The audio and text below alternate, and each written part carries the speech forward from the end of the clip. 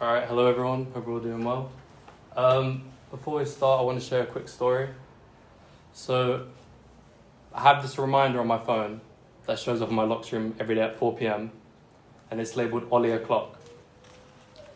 And everyone's always asking me, what does this mean? Well, it goes back to when I was about 12 years old and I had this dream of being a skateboarder and I practiced a skate trick called the Ollie every day at 4 p.m.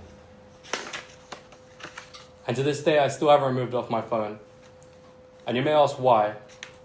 And it's not because I forgot, or I don't know how. It's because I've never given up on my dream of skating, and I never will. And I'd like to show you a video which hopefully allows you to understand a bit more of my story. Please enjoy. My story starts when I was about 14 or 15. I was that kid who couldn't sit still, always moving, always skating. Dreaming of going pro at skating like my heroes, Bonnie McCoy and Chris Pullman. Skating wasn't just a hobby, it was my dream and greatest joy in life. Then one day, my legs started hurting. Not normal skate injury pain, proper confusing. What the hell is this pain?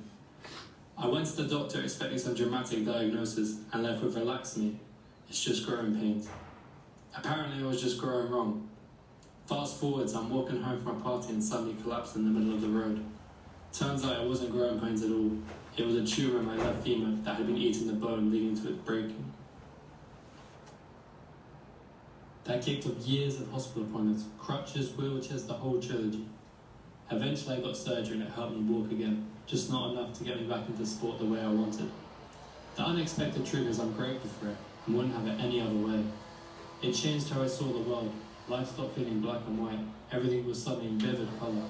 I started noticing all the beautiful little things that used to skate straight past. By almost losing everything, I began to realize the abundance of what I already had. But most importantly, the lesson it taught me was this. I had a choice. I could accept a life with limited movement, or I could fight back and design my own future. The NHS did what they could, but it wasn't going to get me back to the life I loved. So I made a decision. If the solution doesn't exist, I'm going to build it. If exercises are too expensive for normal people, I'm going to design affordable ones. If I can't skate right now, I will create a path that gets me and anyone with a similar story moving again. Because life is a gift, and I don't plan on wasting life. If a kid with a dodgy femur and a dream can get back up and start building his future, then anyone can. Okay. Thanks for watching, hope you guys enjoyed. And now I'd like to talk to you about what has led me to create my exoskeleton design and my personal experience with the NHS's physiotherapy treatment that has proven is outdated and a primitive system. So, the first reason being medication. Now, while medication can provide temporary relief, it often does not tackle the root problem of the condition, making these solutions temporary. Furthermore, these medications can lead to severe addiction. The chart on screen shows that 50% of UK adults have experienced joint pain in the last 12 months, and 35% have experienced muscle pain. This proves the scale of the problems medication fails to treat. Number 2, physiotherapy. Physiotherapy can be extremely useful in the recovery process. However, this chart shows that physiotherapy only decreases chronic pain by 14%, leaving 30% of the population still needing further treatment. Number 3, braces, supports, and stabilizers.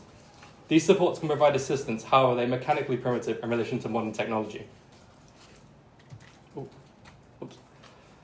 These diagrams show how conventional braces only stabilize the joint rather than actively assisting movement, absorbing impact, or improving biomechanics.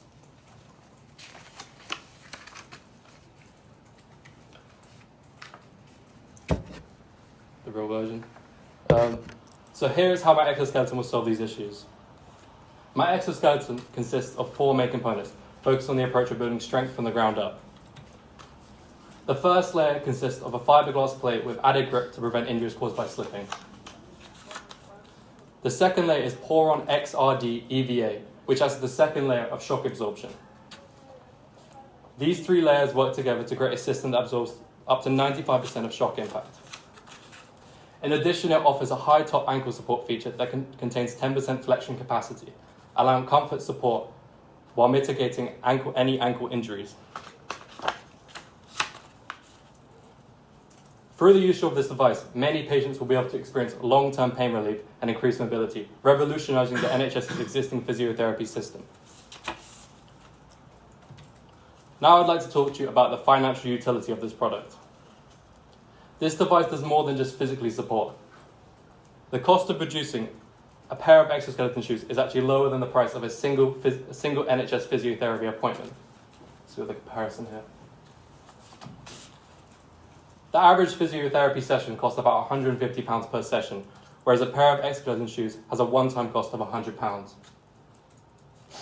I would like to end today with the scalability and worldwide impact this product can have. This product's affordability, ease of use, ease of manufacturing, and ability to drastically improve users' lives makes it a product worth investing in.